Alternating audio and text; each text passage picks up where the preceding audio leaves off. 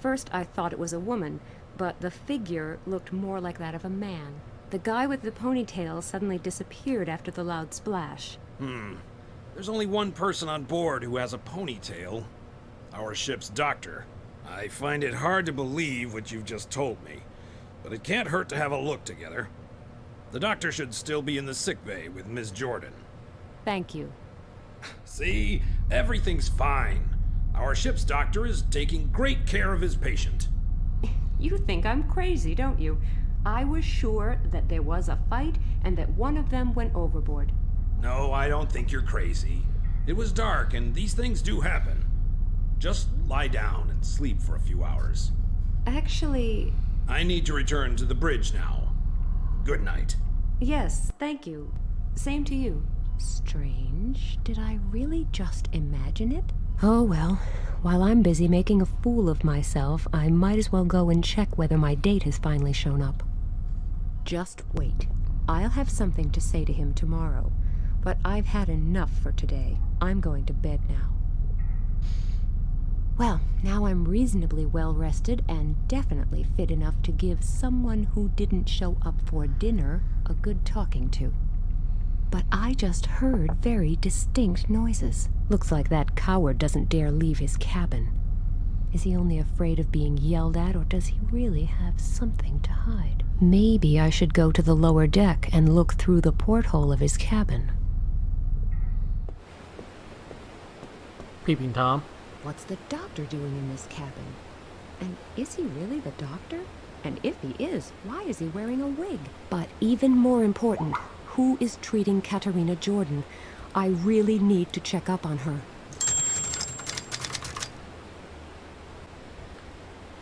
What do we got?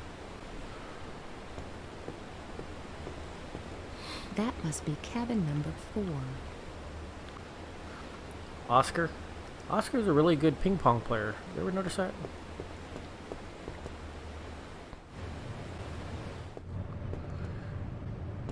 Oh.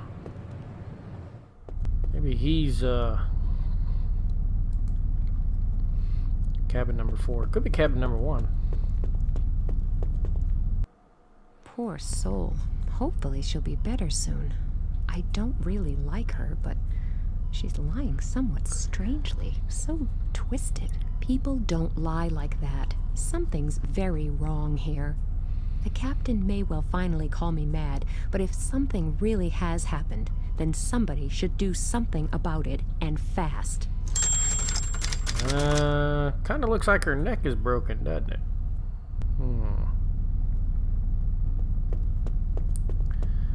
We need to find the captain.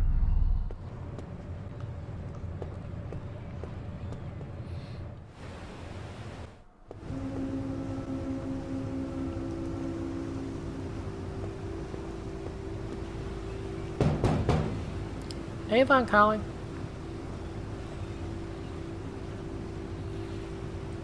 Hello. What can I do for you? I was in the sickbay earlier, and I'm pretty sure there's something wrong with this Katerina Jordan person. I can't say I find her particularly likable, but the way she was lying in her sickbed looked so odd. Don't you worry. Our ship's doctor is an excellent man. He knows what he's doing. That may well be, but he wasn't anywhere to be seen. Do you really think the doctor would just leave his patient to die? I'm talking to you right now, but I'm still making sure we always stay on course at the same time. Just trust the experts. They know what they're doing. I can instantly think of about 1,200 examples of the opposite, but I'm not going to be able to convince the captain without concrete proof. Does your doctor wear a wig? Not that I know of. Why? He's in a passenger's cabin at the moment, and he's definitely wearing a wig. Look, I don't want to get personal, but you seem to have experienced a number of strange things here on board. Exchanged suitcases, disappearing handbags, doctors who went overboard. What are you saying? I'm not saying anything, but please understand, I've really got enough to do on this ship without taking care of the passengers' entertainment program. Well... Now just go and find yourself a nice deck chair and enjoy the journey. But Do I really look like some bored bimbo who just makes all this stuff up in order to grab the limelight? It seems I do. So I need proof. Okay, so I'll get some. I'll let you get back to work. Thank you. Mm-hmm. Alright, so we need to get proof. How do we get proof? Pictures are... Hello, Mr. Lee. Hello, Miss Kalenkov. Are you on board simply to relax? I have the same strategy as you. I like to combine business with pleasure. I'm on my way to a conference of the IADSES. May I ask? Of course, the International Association of the Discoverers of Stars in Everyday Situations. Come again?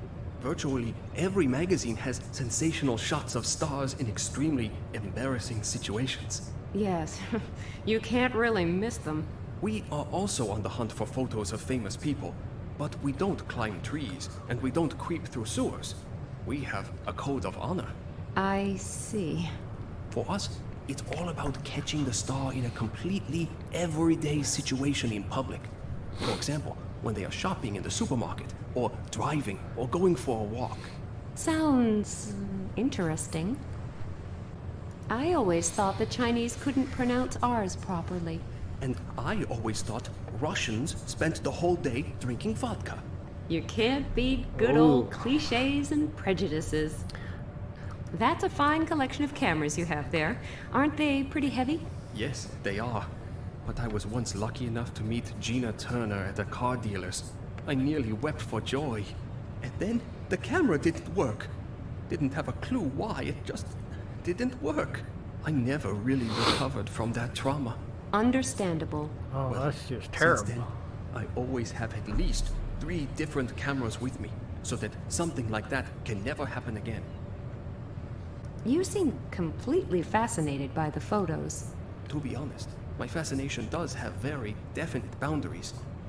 I only find the unknown beauty under the birch tree really fascinating. However, she does not seem to be a star, at least not yet. But perhaps that will change one day. Everyone started in a small way, you know. My first star was Sophia Loren, who accidentally spent too much time standing over a ventilation shaft during the opening of a department store. Unfortunately, it turned out that it wasn't Sophia Loren at all, but just a double. And it was no accident, but deliberately planned that way by the department store owner. Nevertheless, that was what started my passion for star photography. And the photos on the wall can't even keep up with the Sophia Loren double?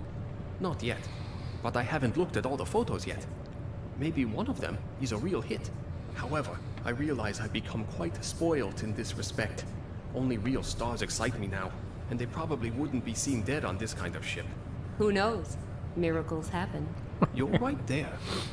You usually bump into stars where you least expect them. For example, I once met a senator in the ladies' room. It was very embarrassing for him. I can well imagine.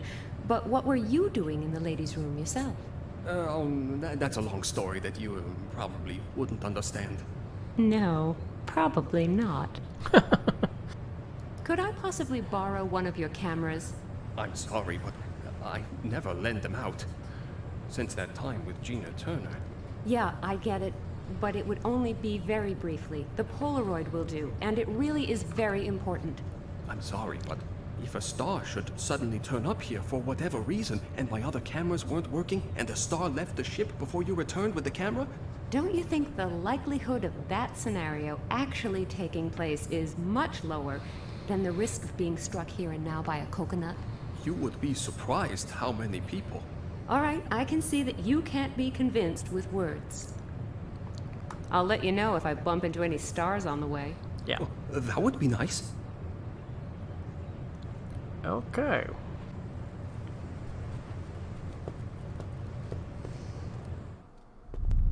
Sure. If I fold the cover correctly, you can't see the text anymore. Now, you could almost mistake it for a real photo.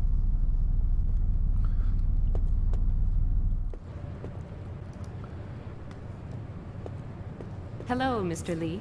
Hello, Miss Kalenkov. You wouldn't happen to have changed your mind and be willing to lend me your Polaroid for a little while? Basically, it's not a problem, but if a star should suddenly arrive... Okay, thanks. That's enough. Do you know that George Rooney is on board? Yes, of course. He's sharing a cabin with the Pope. Don't you believe me? Of course not. He wouldn't board a ship like this if you paid him for it. I wouldn't be so Well, sure. he was the one who Haven't said you seen never the photo know. on the wall yet? What photo? Come with me, I'll show you. Here. That would be a sensation. That would be too good to be true. But what would he be doing here? No, it can't be. You just want to annoy me. If George Rooney was on board, I would have noticed a long time ago. And you'd hardly be seeing him alone without bodyguards. He's traveling in disguise. Of course. That goes without saying. And why should he do that? He could buy a much nicer and larger ship anytime. He still has his doubts, but with a bit of convincing, I could persuade him to take a photo of that false doctor. Then I would have proof that something here isn't quite right. There's this new series called, Emergency Boat. That's why Mr. Rooney has to spend a week on a small boat disguised as a doctor. It's really the only way he can see what the working day of a ship's doctor is like, so he can play the role perfectly. Sounds logical, but it seems too good to be true. Just come with me. I even know which cabin he's in. I can hardly see anything. Is that really supposed to be George Rooney? That's what I said. You can take your photo now. It'll make you a star among the professional paparazzi. But I want a copy, too. That doesn't help me at all. There'd be nothing to see on the photo except his back. He's right there. I'll have to find some way of making Knock sure on the there's window. more of him to see.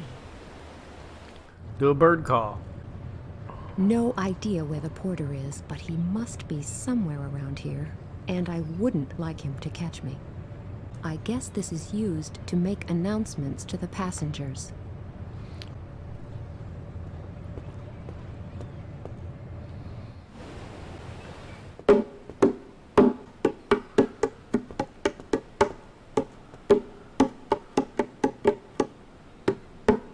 Why are you working as a barkeeper now? Didn't you have enough work to do as a porter? Yes, more than enough. But what am I supposed to do? Special circumstances require special measures. You're telling me. Where's your colleague? That's a very good question, which I have already asked myself. When I see him next, he'd better dress up warm. The question is, does the barkeeper's disappearance mean he had something to do with yesterday's events? And if so, is he the victim or the perpetrator? I must keep my eyes peeled and my ears to the ground to make sure I don't become the next person everyone worries about. For how long has little Oscar been drumming already? It seems like forever, but that's probably just my impression. Yes, probably. Can't you persuade him to take a short break, or a long one? I've already tried that, and it turned out to be a serious mistake. The kid would probably have stopped a long time ago if he didn't know how much he's annoying me. And you put up with that? He is the captain's son. I see. Oh, goody. Maybe you can do it. I'd be eternally grateful. I won't promise anything, but I can try. Is it worth opening the bar? There's not really much happening here. To be precise, there's nothing at all happening here. But that's no wonder with that racket going on. Who wants to listen to hours of arrhythmic drumming if they can avoid it? But as long as there are no other guests here, I can at least escape the noise with my MP3 player. I'm leaving now for a while. If I bump into the barkeeper while I'm gone, I'll send him to you, okay? I would be very grateful to you. Nice drums you've got there. They're bongos. Yeah, Oh, bango. sorry.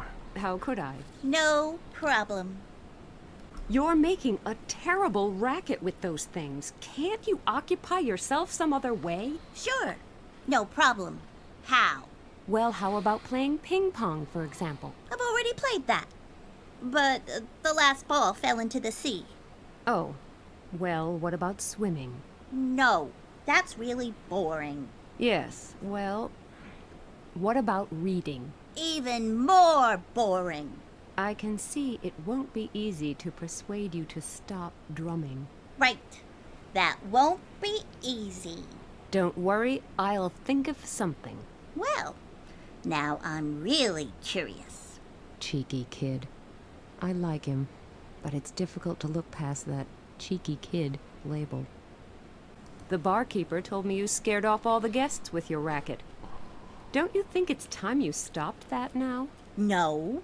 You can accuse him of a lot of things, but at least he stands by his opinion, loud and clear. Okay then, I'll leave you and this deck to this terrible noise. Yeah! Yeah.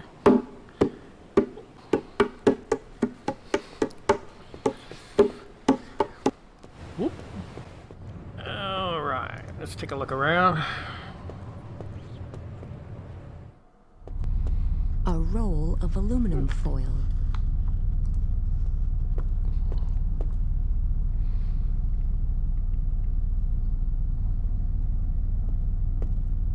Hello, Hello, pretty lady. What a piece of luck meeting you here.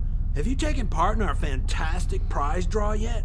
No, not that I know of. Well, then it's high time you did. Otherwise, you'll miss out on our great prizes. And what are they? Oh, I haven't properly introduced myself. You probably already know that my name is Fleming Olson, right? No, but what's in a name? I can remember you clearly anyway. Great. I leave a lasting impression on most people. Once they meet me, they don't forget me so quickly. Yes, you can say that again.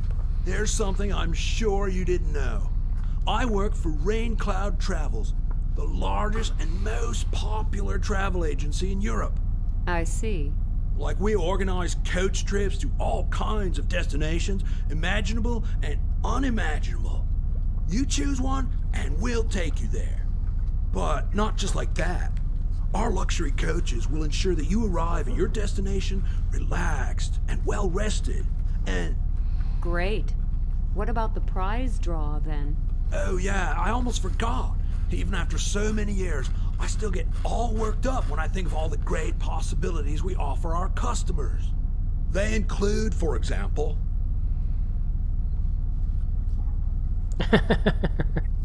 How does the prize draw work? What exactly can I win? And how? I'm glad you asked. On the table, you can see a few landmarks from the destinations that we at Rain Cloud Travels offer tours to. Rain Anyone Cloud. who wants to take part has to build a model of one of these landmarks for a chance to experience an unbelievable, unforgettable journey. Yes, I know some people who have traveled with this company and will probably never be able to forget it for the rest of their lives. As I said, some passengers have already participated, so not all cities are available. But the selection is still quite good. Got Paris, London, Brussels, and Vienna. Just choose which landmark you want to build a model of. And then I can win a trip? A journey from our stunning range will be raffled amongst all the participants. And if I win, can I choose where I want to go? You don't have to worry about a thing.